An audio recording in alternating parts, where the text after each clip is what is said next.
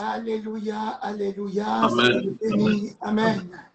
Amen, amen, amen. Donc aujourd'hui, on va voir les signes extérieurs qui vraiment, qui montrent qu'on est enfant de Dieu, qui démontrent notre appartenance à Dieu. Et avant d'entrer dans le vif du sujet, et on va comprendre ce qui peut nous permettre d'avoir ces signes, de montrer ses capacités extérieures. Alléluia. Qu'est-ce qui est dans le chrétien? Qu'est-ce qui est dans le né de nouveau qui permet d'avoir les signes extérieurs d'un enfant de Dieu, d'un né de nouveau? Alléluia. Avant, en introduction, je vais laisser un peu la parole de Dieu à l'homme de Dieu, à l'apôtre Hubert, pour nous dire un peu ce qui est chez un enfant de Dieu qui peut lui permettre de démontrer les signes extérieurs qui permettent de reconnaître que c'est un enfant de Dieu, que c'est un né de nouveau. Alléluia. Et comment on peut recevoir cette chose? Alléluia. Amen. Soyez tous bénis au nom de Jésus-Christ de Nazareth. Amen. Que la grâce et la paix de l'Éternel, mon Dieu, soient avec chacun au nom de Jésus-Christ de Nazareth. Amen. Nous revenons sur une notion de base. Avant de parler des signes, nous allons parler déjà de l'enfant de Dieu. Parce qu'on parle des signes qui accompagnent les enfants de Dieu. Amen. Oh, tout le monde se réclame enfant de Dieu, mais tout le monde n'est pas enfant de Dieu. Nous sommes tous des créatures de Dieu, mais pas tous des enfants de Dieu. Quand nous lisons dans le livre de Jean au chapitre 1er, le verset 12, il dit à ceux qui l'ont reçu, à ceux qui croient en son nom, la parole de Dieu leur a donné le pouvoir de devenir enfants de Dieu, lesquels Amen. ne sont pas nés de la chair, ni du sang, ni de la volonté d'un homme, mais de Dieu. Amen. Un enfant de Dieu, c'est quelqu'un qui est donc né de l'esprit, c'est-à-dire né de nouveau. C'est quelqu'un qui a reçu le sacrifice de Jésus. C'est quelqu'un qui croit que Dieu a créé l'univers, le ciel et la terre, qu'il a créé Adam le premier, puis Ève, afin qu'ils dominent la terre et qu'ils vivent éternellement, mais que Adam et Ève ont péché parce qu'ils ont été trompés par le diable. Le diable a utilisé le serpent pour tromper Adam et Ève a désobéi en mangeant du fruit de l'arbre de la connaissance du bien et du mal, que Adam aussi a mangé, et la mort est entrée dans le monde. Sans effusion de sang, il n'y a pas de purification. Et la seule expiation possible, c'était le sacrifice de Jésus, qui est la parole de Dieu faite chair. C'est-à-dire Dieu lui-même venu sous une forme humaine au travers d'une vierge. Et Christ s'est donné en sacrifice. Son sang coulé a ôté la malédiction qui condamnait le monde depuis le péché originel de Adam et Ève, le péché que nous avons hérité de la vaine manière de vivre de nos pères, et cela est la malédiction en lien avec nos mauvais comportements. Nous savons que le sang précieux de Jésus-Christ a expié cette malédiction. Dès lors que la malédiction a été expiée, le Seigneur Jésus a été enseveli. 3 jours dans le tombeau et le 3e jour, Dieu le Père l'a ressuscité des morts par le Saint-Esprit. Et aujourd'hui, il est vivant. Il dit que tous ceux qui croient à lui, qui croient à son sacrifice, ceux-là, ils ont le pouvoir, ils reçoivent le pouvoir de devenir enfants de Dieu. Homme de Dieu, Donc, quel est ce pouvoir? Amen. Qu'est-ce qui leur confère ce pouvoir? C'est le Saint-Esprit qui habite en eux. Alléluia. Dès que tu deviens enfant de Dieu, tu deviens le temple du Saint-Esprit. Et le Saint-Esprit, c'est la puissance de Dieu qui produit le changement. Et donc, cette puissance qui vient habiter en toi te confère maintenant un caractère qui est celui des enfants de Dieu et la démonstration de la puissance de Dieu par les miracles qui t'accompagnent.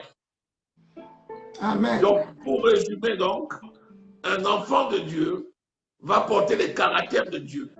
Le premier caractère, bien sûr, c'est l'amour. Le deuxième caractère, Dieu, c'est sa parole. Le troisième caractère, Dieu, c'est son esprit, c'est-à-dire le fruit de l'esprit. Et enfin, ce sont les miracles qui vont t'accompagner. Amen. Amen. Alléluia. Amen. Donc, les miracles accompagnent un enfant de Dieu. Donc, c'est écrit dans Marc chapitre 16, verset 17. Alléluia. Donc, on peut Amen. voir ces signes dans Marc chapitre 16, verset 17 que j'aimerais qu'on lise. Alléluia. Qu'on lise ce chapitre de Marc. Alléluia. Marc 16, verset 17, qui dit, voici les signes qui accompagneront ceux qui auront cru. Les signes. Donc, ça veut dire que ce sont des signes extérieurs qui accompagnent. Oui. Qui... Il y a une précision. Oui. On n'a pas dit voici les signes vers lesquels ceux qui ont cru vont courir. Mais on a dit voici les signes qui vont accompagner ceux qui auront cru. Amen. Ça veut dire que les signes, ce n'est pas une promesse. Alléluia. C'est une conséquence. Celui qui a cru a les caractères de Christ. Il dit dans 1 Jean au chapitre 4 au verset 18, tel que je suis, tel vous êtes aussi dans ce monde. Amen. Donc, il s'agit donc des caractères de Christ que nous, enfants de Dieu, rendons visibles. Alléluia. Ces caractères Amen. sont d'autant plus en nous que Jésus-Christ vit en nous, selon Galates chapitre 3, verset 26, qui dit, car vous êtes tous fils de Dieu par la foi en Jésus-Christ. Vous tous qui avez été baptisés en Christ, vous avez revêtu Christ. Voilà. Alléluia. Vous avez revêtu Christ. Donc Christ habite en nous. On a porté Christ en nous. Galates 3, à partir du verset 26 jusqu'au verset 27. Amen. Christ habite en nous par son esprit. Amen. Mais les caractères de Christ doivent être visibles. C'est pourquoi on assimile Christ à un manteau que nous revêtons. Alléluia. Nous avons revêtu, c'est le vêtement. Donc nous avons porté Christ. Nous faisons voir Christ. Donc le caractère enfoui en nous doit être matérialisé de manière à ce que l'on voit Christ aujourd'hui, vivant, en action, dans notre monde actuel. Et c'est notre responsabilité de le faire voir, oui. Amen. Marc, chapitre 17, Marc, chapitre 16, autant pour moi. Marc, chapitre 16, verset 17, alléluia. Qu'on dise, amen. Voici les miracles qui accompagneront ceux qui auront cru. En mon nom, ils chasseront les démons, ils parleront de nouvelles langues. On dit, voici, sont des signes extérieurs qui accompagnent les enfants de Dieu. À mon nom, ils chasseront les démons, ils parleront de nouvelles langues, ils saisiront des serpents, s'ils boivent quelques breuvages mortels, il ne leur fera point de mal. Ils imposeront les mains aux malades et les malades seront guéris. Alléluia. Bien. Oui. On dit voici les signes. Donc, les signes sont visibles. Par qui? Par les païens. Par le monde. Amen. C'est comme si un enfant de Dieu passait. Pour savoir qu'il est de Dieu, il y a des signes qui doivent être visibles, qui témoignent qu'il est le Christ, qu'il est l'ambassadeur de Christ, qu'il est le représentant de Christ, qu'il est le digne envoyé de Christ à l'œuvre parmi nos contemporains. Donc, cela veut dire, homme de Dieu, cela veut dire, je parle aussi également aux enfants de Dieu qui nous écoutent et qui nous écouteront. Cela veut dire que pour que le païen sache, pour que le monde entier atteste que tu es enfant de Dieu, il faut que tu puisses chasser les démons. Il faut que tu puisses parler en langue. il faut que si on t'empoisonne, que le poison n'ait pas la capacité sur toi. Oui, mais tout ça, c'est dans le Alléluia, signe. homme de Dieu. Oui, J'ai constaté qu'il y a certaines personnes qui sont, moi je vois quand même qu'ils sont enfants de Dieu, mais j'ai l'impression qu'ils ne manifestent pas ces signes-là. Qu'est-ce qui peut expliquer? déjà, ces signes, on voit aussi même parfois des gens qui vont chez des féticheurs et qui manifestent des miracles. Mais on a dit à mon nom. Est-ce qu'il Oui. manifeste au nom de Jésus? Tout le monde porte la Bible, mais tout le monde ne le porte pas au nom de Jésus. Amen. Tout le monde parle de Dieu, mais tout le monde ne le parle pas au nom de Jésus. C'est devenu aujourd'hui un outil d'affaires pour beaucoup de gens. Mais là, nous parlons des signes qui vont se faire au nom de Jésus par Amen. ceux qui lui appartiennent. Ça veut dire quoi? Le caractère par excellence de Jésus, c'est l'amour. Quelqu'un qui est amour, c'est quelqu'un qui est né de Dieu. Cette personne amour a un cœur qui est bon, parce que Dieu est bon. Et cette personne amour qui a un cœur bon va parler la parole de Dieu qui vient d'un cœur bon. C'est ça qu'on appelle la déclaration de sa parole. Il va libérer des paroles de Dieu. Et ces paroles de Dieu vont s'accomplir parce que c'est la parole de foi. Dieu, c'est sa parole. La parole est faite chair. Donc, celui qui appartient à Dieu doit avoir un cœur né de nouveau, bon, et il va déclarer la parole. Tout ce qu'il dit doit être en accord avec ce que Dieu a dit. Et parce qu'il est bon, parce qu'il déclare la parole et parce qu'il est amour, les miracles vont l'accompagner. Et ces miracles-là vont le différencier du féticheur, du marabout, du sorcier qui utilise des puissances diaboliques pour essayer de séduire, comme le faisait Simon le magicien dans Actes au chapitre 16. Donc, nous ne sommes pas là pour faire seulement la promotion de ces signes. Non, nous faisons d'abord la promotion de Christ qui s'est matérialisé au travers de ses enfants, de l'amour, et qui a fait la grâce de donner ces signes-là, afin que les enfants de Dieu manifestent réellement ce signe-là pour aider les autres maintenant à venir à Christ. Donc, en réalité, ces signes doivent se manifester dans le cadre global de l'amour. Donc, quelqu'un qui manifeste ces signes sans amour, on peut s'interroger. Doivent se manifester effectivement dans le cadre de l'amour. Alléluia. Est-ce qu'on peut lire 1 Jean? Amen. 1 Jean chapitre 4 au verset 7 qui montre effectivement que quelqu'un qui n'est pas de Dieu ne manifeste pas l'amour. Voilà. C'est un signe, je peux dire, c'est un signe majeur pour savoir si quelqu'un est réellement enfant de Dieu, s'il fait les miracles au nom de Dieu ou pas. Lisons 1 Jean chapitre 4 à partir du verset 7 jusqu'au verset 11. Bien-aimés, continuez à partager. Amen. Bien-aimés, aimons-nous les uns les autres, car l'amour est de Dieu. Et quiconque aime est né de Dieu et connaît Dieu. Celui qui n'aime pas n'a pas connu Dieu, car Dieu est amour. Celui qui n'aime pas n'a pas connu Dieu, car Dieu est amour. Continuons. L'amour de Dieu a été manifesté envers nous, en ce que Dieu a envoyé son Fils unique dans le monde afin que nous vivions par lui.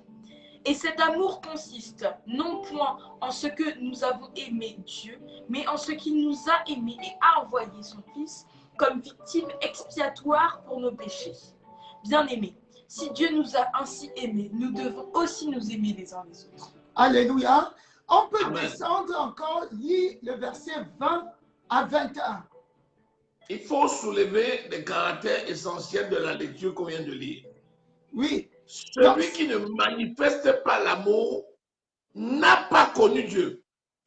Amen. Quelqu'un qui est haineux, quelqu'un qui est rancunier, quelqu'un qui tend des pièges, quelqu'un qui se plaît dans le mal, Qui menace. même s'il parle de Jésus, même avec un haut-parleur ou un mégaphone, il n'a pas connu Dieu. Amen. Les caractères de l'amour qu'on connaît bien et qu'on peut lire nous montrent juste ce qui prouve qu'on a connu Dieu. Comme nous lisons dans 1 Corinthiens au chapitre 13 ou Galates 5, 22, il est important que celui qui dit « j'aime Dieu » doit pratiquer, doit montrer les caractères de l'amour. En ce temps, on peut dire « oui, il a connu Dieu ». Il est donc légitime en ce temps-là pour démontrer les autres caractères en lien avec le miracle. Alléluia. Amen, amen. Donc, on peut descendre et lire le verset 20 à 21 de 1 Jean 4. Parce que ça confirme encore ce que tu étais en train de dire, homme de Dieu. Ça confirme tout ça. Amen. Si quelqu'un dit « j'aime Dieu » et qu'il haït son frère, c'est un menteur. Si quelqu'un dit « j'aime Dieu » et qu'il hait son frère, c'est un menteur. Continue. Voilà. Continue. Tu ne veux pas voir ton frère. Tu dis même que si tu le vois, tu vas le tuer. Par exemple, la nuit dernière, Dieu m'a montré une personne qui même avait l'habitude de fréquenter l'église avant. Et cette personne s'était retirée de l'église depuis pas mal de temps maintenant. Et à 4 reprises, au cours de la même nuit, j'ai rêvé et j'ai vu cette personne qui tentait de se battre avec un autre frère qui est dans l'église et qui est un frère très aimant, qui a l'habitude d'encourager les gens à marcher selon le Seigneur.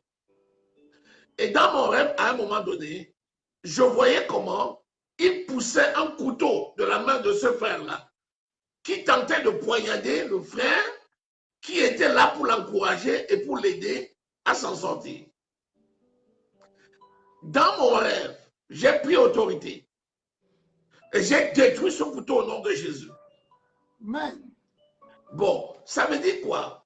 Quand je vois le rêve à 4 fois au cours de la même nuit, ça veut dire que la personne dont je parle est réellement, tout en se disant frère auprès d'autres gens, de fomenter des plans diaboliques contre d'autres.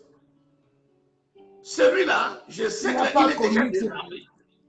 Parce que Dieu a montré et qu'au nom de Jésus, il a été désarmé. Amen. Maintenant, ma prière, c'est que revenant à lui-même, il se rende compte que ces manigances ne peuvent pas marcher. Amen. Cela Donc, tu ne peux pas dire, j'aime mon frère, et dans le même temps, le haïr au point de vouloir le tuer. Quand tu parles mal d'un frère dans le dos, d'une soeur dans le dos, c'est un poignard que tu lui mets dans le dos. Mais pourquoi il te fait face? Pourquoi il te donne le dos? Parce qu'il a confiance en toi. Donc, Moïse avait été victime de ces paroles que Aaron et Marie avaient dit. Et rappelle-toi que dans Nombre au chapitre 16, Nombre au chapitre 16, les fils de Corée avaient dit, allons et tuons Moïse avec la langue. Oui. Et qu'est-ce qui est arrivé? Le même jour, Dieu a ouvert le sol et a englouti 250 000 personnes parmi les fils de Corée. Oui. En un instant. Tous ceux qui complotaient, en fait. Tous ceux qui complotaient. Oui. Donc, les gens se réclamaient de Dieu. Et pourtant, ils n'avaient pas Dieu. Donc, celui qui dit, j'aime mon frère, et dans le même temps, il cherche à lui faire du mal, c'est un meurtrier. Il n'a pas connu Dieu. Non. Alléluia. Voilà. Oui. Donc, c'est tellement important de comprendre que les textes de la parole sont d'une clarté. On ne peut pas contourner. C'est tellement clair ce qui est écrit. Oui. Et c'est tellement vrai ce qui est écrit. Oui. Tellement clair et tellement vrai. Donc, tu ne peux pas dire j'aime Dieu et je hais mon frère qui est la créature de Dieu. C'est pas possible. Non. Incompatible. Alléluia. Donc, Amen. ceux qui font le miracle ne suffit pas. Les miracles démontrés à l'extérieur ne suffisent pas. C'est même pour ça que Jésus a dit, si on produit des miracles sans marcher dans l'amour, cela veut dire que le dernier jour, Jésus va te dire, ôte-toi de moi, toi qui commets l'iniquité. Tu vas te présenter, parce que Jésus dit, vous me direz, j'ai fait des miracles à ton nom. Si tu marches dans la haine, la preuve, quand Jésus est venu dans ce monde, Jean-Baptiste a dit, voici l'agneau de Dieu qui ôte le péché du monde. Amen. Quand Jésus est venu, il a choisi 12 disciples. Pendant les 3 années et demie de son ministère, il a prêché la parole. Il a multiplié les pains. Il a guéri les malades. La Bible dit que tous les malades qui étaient venus à lui étaient guéris. Les seuls gens qui n'ont pas pu guérir, c'est ceux de sa nation qui n'avaient pas cru en lui. Les incrédules. Les incrédules. Et pourtant, la Bible nous dit, dans Actes, au chapitre 1er, que quand Jésus partait, il n'a laissé que 120 personnes dans la chambre haute. Bon, qu'est-ce qui s'est passé? Alors que Jésus faisait des miracles extraordinaires. Si c'était à cause des miracles, Jésus allait laisser une foule de gens dans la chambre haute. Oui. Mais par contre, il a laissé quoi? Il a laissé sa parole à ses disciples. Et il a laissé sa puissance. Il dit, vous serez revêtus de la puissance de Dieu et vous serez mes témoins. Le témoin, c'est qui? C'est celui qui témoigne de Christ, qui parle du sacrifice de Jésus, et les signes et les miracles vont l'accompagner. Donc, les signes et les miracles sont importants, mais pour accompagner le témoin de Christ. Alléluia. Amen. Autre signe extérieur, homme de Dieu, parlant du péché, la Bible dit dans Romains chapitre 6, verset 14, que le péché ne dominera pas sur vous. Or, j'ai remarqué qu'il y a beaucoup d'enfants de Dieu, tout en se disant enfants de Dieu, pratiquent le péché aux yeux et au su de tout le monde, en disant on ne juge pas. On ne doit pas me juger. Première chose, Christ habite en nous par le Saint-Esprit qu'il nous a donné. Amen. Nous avons vu dimanche que Christ en moi, l'espérance de la gloire, c'est le plus grand miracle. C'est le mystère le plus important. Amen. Si Christ habite en nous par son esprit, c'est l'esprit de sainteté. Il dit, soyons saints. Soyez saints comme je suis saint. Amen. Si c'est l'esprit de sainteté, l'esprit de Dieu est là pour amener les enfants de Dieu et les préparer pour le retour et l'avènement de Christ. Amen. Donc le Saint-Esprit ne se tait pas, mais il parle, il exhorte, il reprend, il encourage. Le Saint-Esprit étant à l'œuvre, si quelqu'un est réellement né de nouveau, il est impossible pour cette personne de s'asseoir dans le péché, de pratiquer le péché, de vivre à l'aise au vu et au su de tout le monde dans le péché. Cette personne-là n'est pas née de nouveau. Cette personne a entendu parler de Jésus. Cette personne a sa foi en Christ. Mais elle n'est pas née de nouveau. Parce que l'obéissance à la parole de Dieu, notamment la tristesse selon Dieu, qui produit la repentance, c'est l'héritage que nous avons reçu, qui permet à un enfant de Dieu, quand il a commis un péché, d'avoir la tristesse dans son cœur et d'avoir un seul désir, c'est d'en sortir. Si pendant des années et des années et des années, les gens sont couchés dans le péché, au vu et au su de tout le monde, je peux dire, sans le risque de me tromper, que ce sont des païens. C'est des gens qui n'ont jamais véritablement reçu Jésus dans leur cœur et amorcé le principe de la transformation qu'on appelle la conversion. Mais parfois, on voit ces gens-là opérer des miracles. Des gens qui opèrent des miracles au nom de Jésus, qui dit, qui chassent les démons, et après, à la sortie, ils sortent parfois et ils amènent des femmes à l'hôtel. La Bible dit, c'est par leurs œuvres. La Bible dit, c'est par leurs œuvres que vous les connaîtrez. Oui. Il n'a pas dit, c'est par leurs miracles que vous les connaîtrez. Les œuvres, c'est les œuvres de la foi. C'est le fruit que nous portons, qui est le fruit de la parole. Jésus est le cep, nous sommes les sarments. Quand le sarment reste attaché au cep, il porte le bon fruit. C'est de ce fruit-là qu'il s'agit.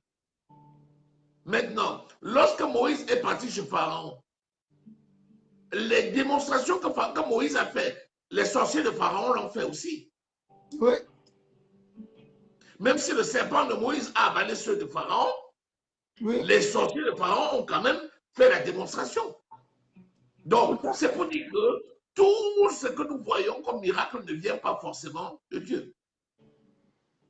Au contraire, si tu vois des miracles sans que cela ne s'appuie sur la parole de Dieu, ça ne vient pas de Dieu.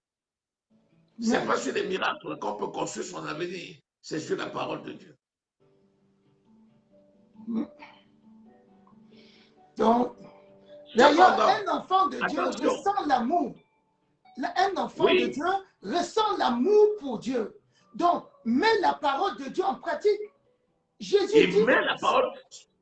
D'ailleurs, je l'avais dit encore dimanche lors de la prédication, le seul changement que quelqu'un peut opérer, c'est quand dans le fond de sa conscience et de son esprit, il s'entretient avec le Saint-Esprit pour reconnaître ses fautes et pour l'abandonner. C'est la seule manière de s'en sortir.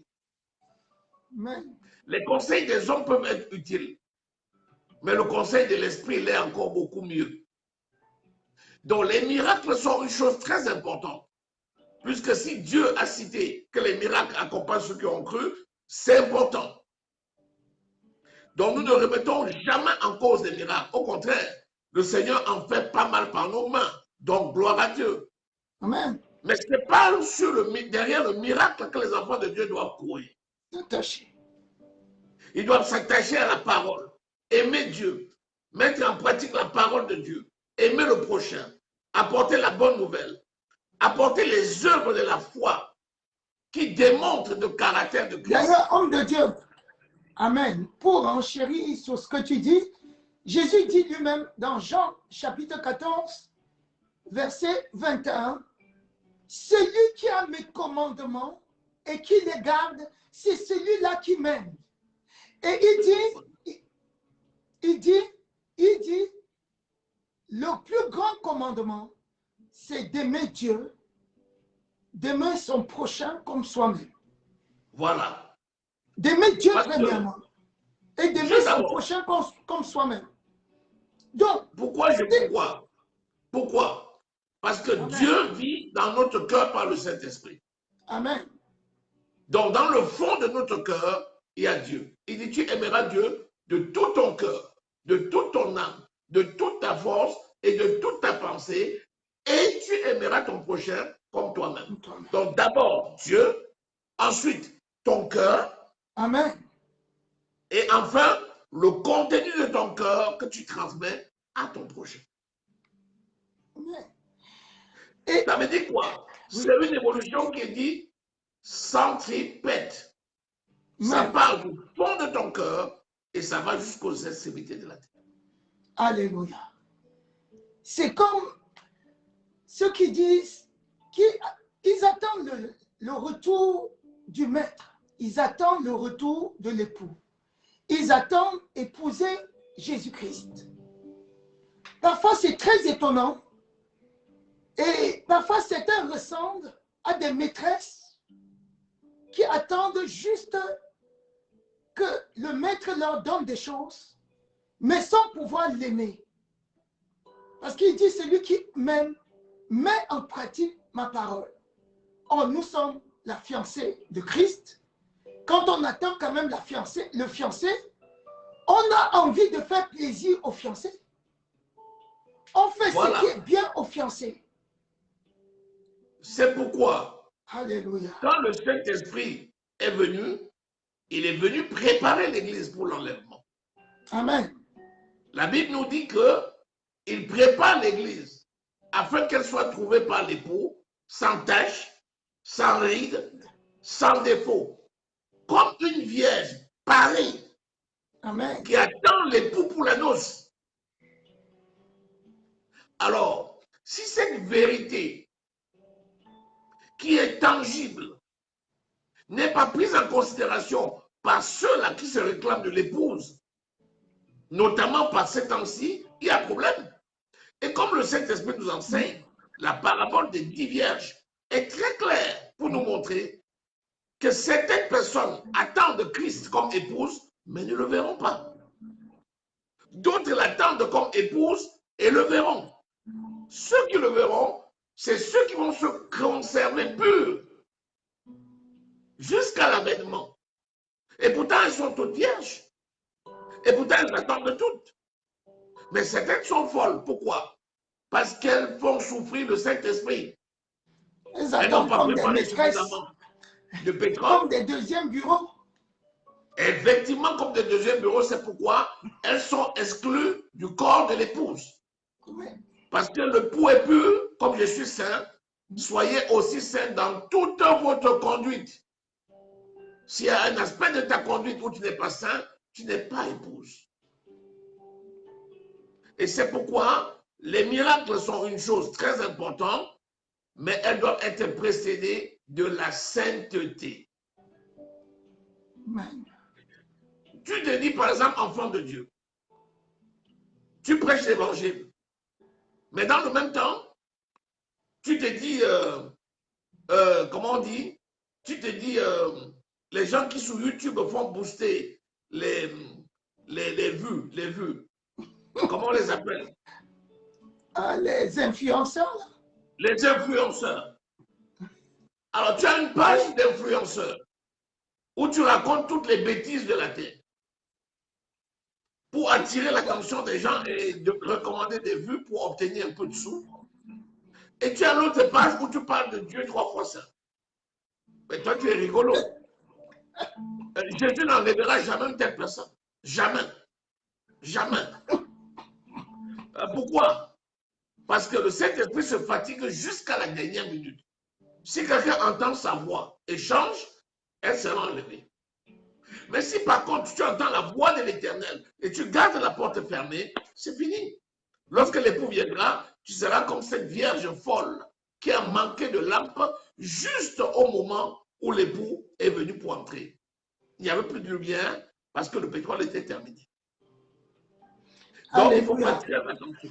Homme de Dieu, un autre aspect. Ceux qui disent qu'ils sont enfants de Dieu et parfois ne comprennent pas la parole de Dieu. Que dis-tu de ce verset dans 2 Corinthiens, chapitre 4, que j'aimerais qu'on lise? Chapitre 4, verset 3 à 4. J'aimerais qu'on lise ce verset pour que tu expliques un peu. On peut lire. Alléluia. Si notre évangile est voilé, il est voilé pour ceux qui périssent, pour les incrédules dont le Dieu de ce siècle a aveuglé l'intelligence, afin qu'ils ne visent pas briller la splendeur de l'évangile, de la gloire de Christ, qui est l'image de Dieu. Il y en a qui se réclament bien enfants de Dieu, mais qui disent en même temps qu'ils ne comprennent rien du tout. Ils n'ont même pas la foi pour adhérer, ils ne croient pas au miracle. Ils disent qu'ils lisent ça, mais ils pensent que ce n'est pas vrai, parce qu'ils ne voient pas le miracle dans leur vie. Ils ressemblent étrangement à ces personnes décrites dans ce verset de 2 Corinthiens 4, Versets 3 à 4. Il y a deux aspects. Il y a premièrement l'aspect de celui qui est venu comme un religieux. Il a suivi les autres. Il est venu parce qu'il avait besoin d'une guérison physique. Il avait besoin d'un travail. Il avait besoin d'un mari. Et ça lui tenait tellement à cœur qu'il est venu et il a obtenu. Et je peux dire qu'on peut obtenir quelque chose même étant païen. Oui. Quand Jésus guérissait les malades, il ne cherchait pas à savoir si les gens croyaient en lui ou pas. Ouais. C'est après qu'il leur disait de suivre le royaume des cieux. Amen. Donc, il y a des gens qui viennent pour une raison donnée et ils obtiennent. Ils obtiennent le mari, ils obtiennent le travail, ils obtiennent. Et pour lui, il a obtenu ce qu'il est venu chercher et il se limite là. À partir de là, il commence à dire, si Dieu n'était pas avec moi, je n'aurais pas vu ça, ça, ça, ça, ça. Et il mène sa vie en disant, Dieu est bon. Ça, c'est le cas des païens qui sont dans l'église et ils sont nombreux. Le deuxième cas, c'est ceux qui arrivent réellement avec la soif, qui reçoivent réellement le Seigneur et qui sont le temple du Saint-Esprit, mais qui malheureusement sont dans un environnement qui ressemble à une synagogue de Satan. Et là, ils reçoivent une influence environnementale avec des enseignements qui vont reléguer et annuler même certaines parties de la Bible en disant les miracles étaient au temps des pierres et des gens. C'est fini, ça n'existe plus. Le parler en langue, c'est quelque chose qui est démoniaque. Si tu parles en langue, tu es démoniaque. Et ils vont ainsi réprimer tous les dons spirituels. Et ils vont amener les gens à marcher comme des pauvres spécimens, sans aucune expression de l'esprit dans leur vie au quotidien. Et ceux-là, on les trouve dans les églises classiques où ils ne veulent pas qu'on entende parler en langue, ou bien il ne faut pas qu'on chasse un démon, parce que on chasse tous les démons aujourd'hui, c'est de la sorcellerie et tout. Et les gens qui naissent dans cet environnement, véritablement, parce que je crois que l'évangile n'a pas changé. Le bon évangile peut être prêché n'importe où par n'importe qui. Tu peux même amener un enfant de Dieu qui est vraiment convaincu, même dans une église catholique, où il vient pour une raison, je ne sais pas laquelle, et le Saint-Esprit met la parole dans sa bouche. Il peut prêcher ce jour-là une parole qui va toucher les cœurs. Et les gens vont être réellement touchés. Amen. Mais s'ils restent dans cet environnement-là, on va pourrir, leur environnement va pourrir leur esprit pour les empêcher de recevoir la parole qui va grandir. Et ceux-là restent des bébés spirituels. Et c'est dans ce cadre-là, malheureusement, que ce sont des bébés qui naissent et qui meurent précocement. Ah oui. Il n'y a pas de nourriture pour les faire grandir. On les a enfantés, on les a mis dans un berceau qu'on a laissé sur le côté de la route. S'il n'y a pas un bienfaiteur qui, en passant par là, le prend pour l'amener dans une pouponnière, c'est-à-dire les églises de réveil, les vrais, cette personne va mourir précocement. C'est pour ça qu'on voit des personnes qui sont bébés spirituels et qui ne grandiront jamais parce que l'environnement devient pour eux un piège. Et beaucoup parmi eux rétrogradent. Ah oui. Le troisième cas de figure, c'est les personnes qui, arrivant dans l'église, ont une influence sociale. Oui. Et avec leur grosse influence sociale, ils pensent que c'est seul l'ABC que de parler de Jésus-Christ. Alors, il garde son influence sociale quand il est à l'extérieur et il essaye d'influencer ceux qui sont à l'intérieur. Résultat des courses, il court après une notoriété jusqu'à sa propre mort.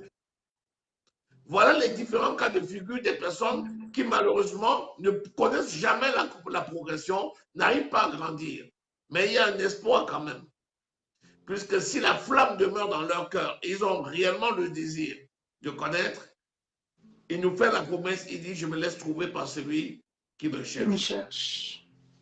Et c'est dans ce cadre que nous prions tout le temps, afin que le Seigneur qui n'éteint pas le lumignon qui fume, puisse ranimer la braise et ranimer la flamme de ceux qui se sont endormis dans des synagogues de Satan.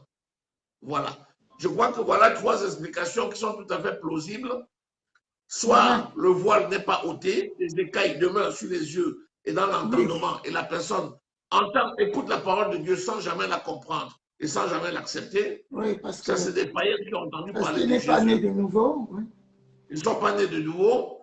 Soit les gens sont nés de nouveau parce que, voilà, ils ont réellement cru. Ils sont restés dans un environnement qui a étouffé. Et à cause des livrets, ils sont morts. Soit alors, ce sont des personnes qui ont véritablement eu une grosse influence extérieure et qui ont pensé qu'ils pourraient également dominer de l'intérieur Et finalement, ils sont restés dans ce niveau sans jamais connaître la gloire de Dieu, manifeste au travers du caractère de Christ. Voilà.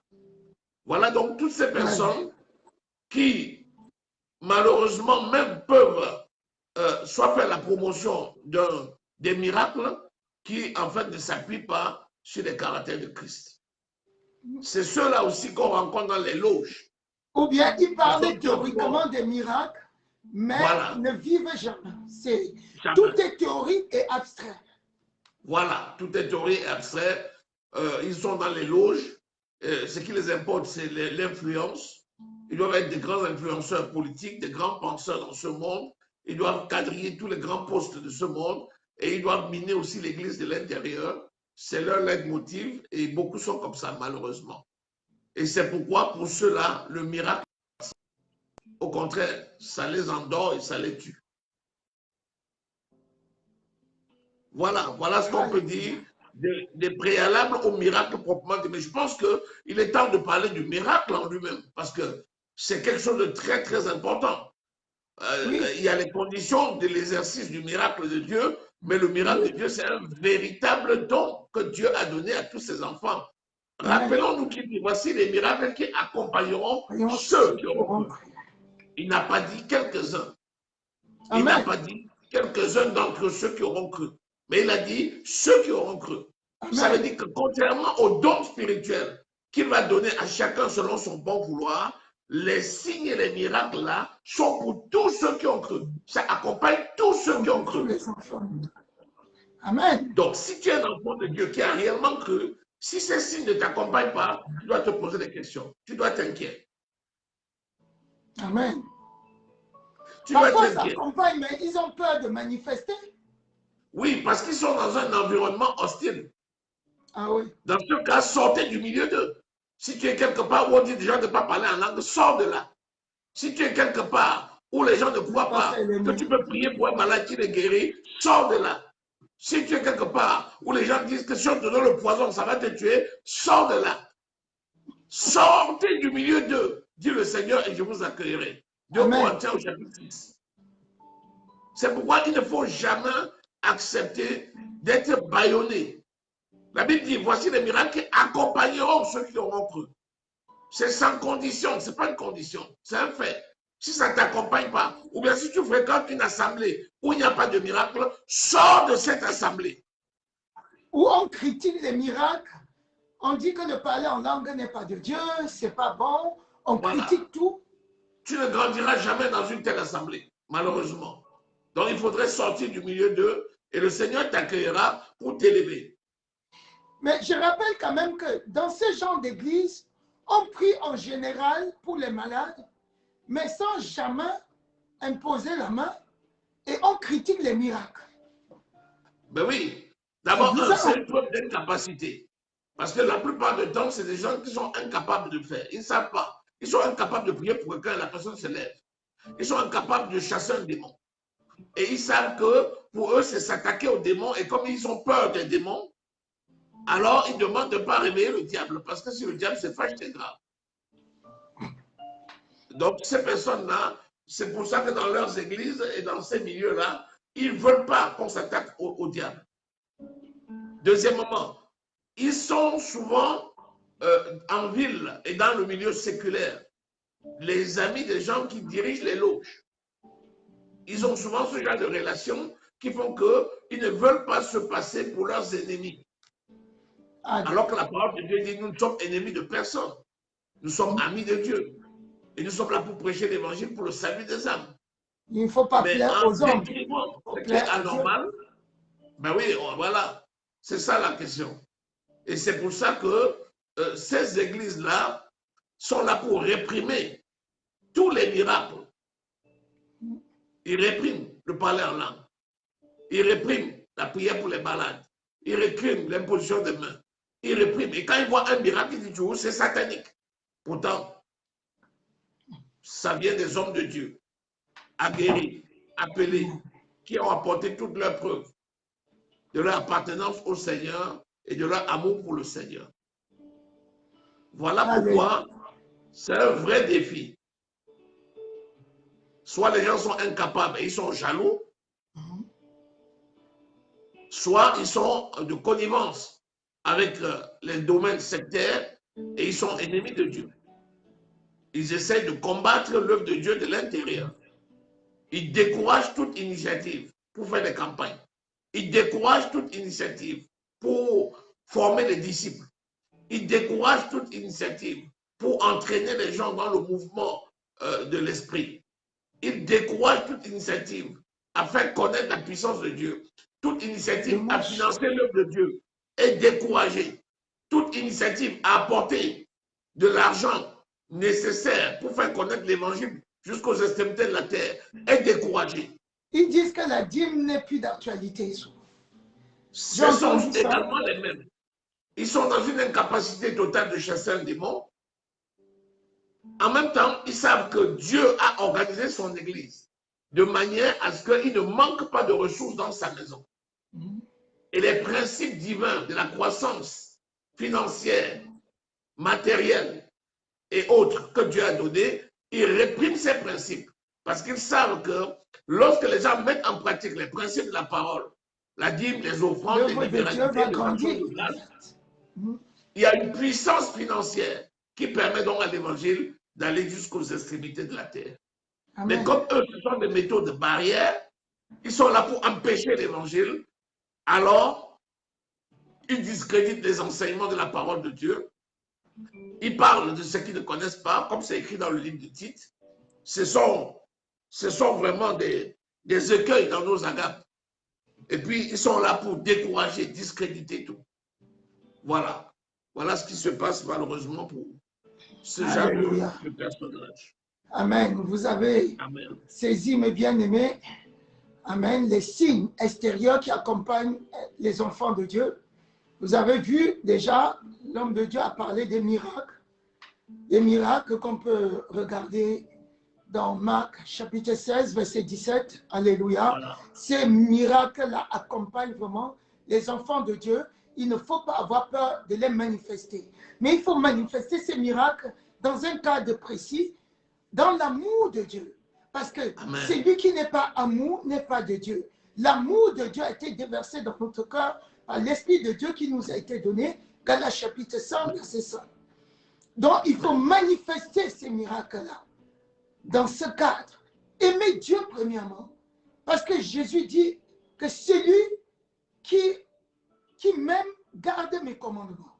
Il a donné un commandement important. Tu aimeras ton Dieu de tout ton cœur, de toute ta pensée, et tu aimeras ton prochain comme toi-même. Alléluia. Oui. Si tu aimes Dieu, tu mets sa parole en pratique. Tu ne marches pas dans le péché. Tu fais des miracles. Tu fais des miracles dans un environnement sain. Tu es sain. Tu produis. Vous les reconnaîtrez à leurs fruits. Écoutez, par exemple, quand je lis dans le livre de Jude, au chapitre 1er, il dit ceci, au verset 11. D'abord au verset, je commence même au début, il dit, je veux vous rappeler, ça c'est le verset 5, oui. Je veux vous rappeler, à vous qui savez fort bien toutes ces choses, que le Seigneur, après avoir sauvé le peuple et l'avoir tiré du pays d'Égypte, a ensuite fait périr les incrédules. Donc attention, c'est pas parce que tu es né de nouveau que tu vas hériter du royaume de Dieu. Il faut que tu marches selon la parole, que tu marches selon l'amour de Dieu et que tu laisses que les miracles de Dieu t'accompagnent. Il dit ceci, le verset 8. Malgré cela, ces hommes aussi, entraînés par leur rêverie, souillent pareillement leur chair, méprisent l'autorité et injurient les gloires. Ils souillent leur chair, ils méprisent l'autorité et ils injurient les gloires. L'autorité spirituelle que tu as donnée, ils méprisent. La gloire manifestée par le Saint-Esprit, les miracles, les démons sont chassés, les infirmes retrouvent la santé, les malades sont guéris, les sourds entendent. Et quand ils voient tous ces miracles-là, ils disent, c'est le diable. Homme de Dieu, que dire de ceux, des enfants de Dieu qui disent, toujours, moi je suis petit, je suis faible. Qu'est-ce que Jésus va vraiment penser d'eux? Est-ce que ça sera des épouses vraiment dignes de ce nom? Il y en a qui sont dans l'église, ils disent toujours, moi je suis petit, je suis faible, moi je ne peux pas prier pour quelqu'un parce que je ne me sens pas prêt. Les années passent, la personne ne se sent jamais prête. Et La Bible nous dit ceci. ressent toujours une certaine faiblesse, une tristesse profonde. Amen. Le Seigneur Jésus dit dans la parole, quand j'étais petit, je parlais comme un petit. Maintenant que je suis grand, je parle comme un grand. Car j'ai abandonné ce qui était de petit. Amen. Donc, quand tu es un bébé spirituel, tu as ce sentiment de faiblesse. Mais le Saint-Esprit te dit que les faibles disent, je suis fort. Que les pauvres disent, je suis riche. Amen. Donc, à partir de là, tu apprends que tu dois grandir. Celui qui reste toujours à déclarer, je suis pauvre, je suis faible, c'est la fausse piété, c'est la fausse humilité. Et cette fausse humilité-là va t'amener en enfer. Parce que tu vas manquer à ton devoir. Si tu es appelé comme un grand combattant et que tu restes un poltron, comme il a dit à Gédéon, que ceux qui ont peur rentrent chez eux. Tu rentreras chez toi. Oui.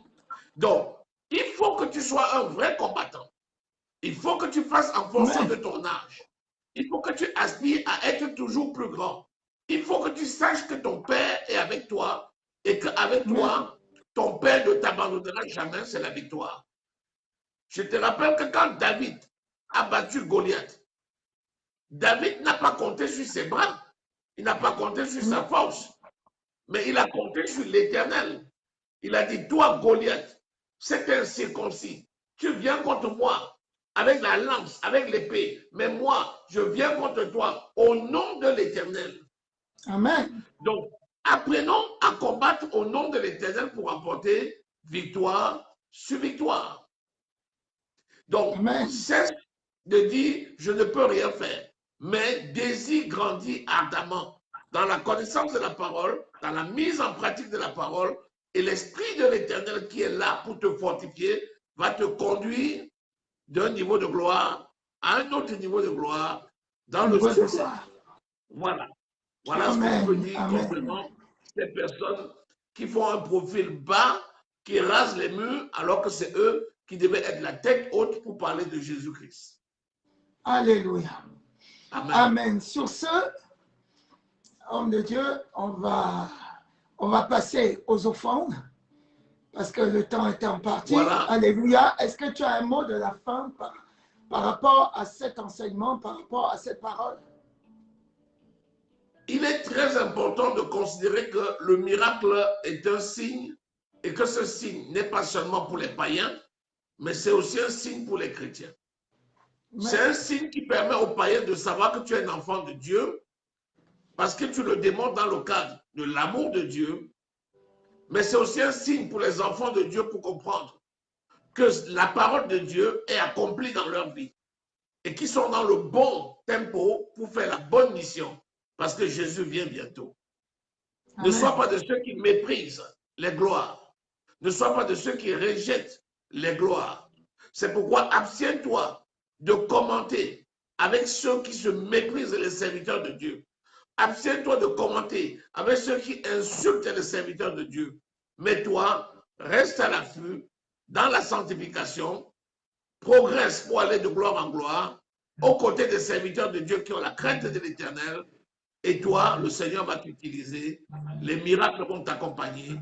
Et le jour où le Seigneur viendra, il dira, bon et fidèle serviteur, entre dans la joie de ton maître.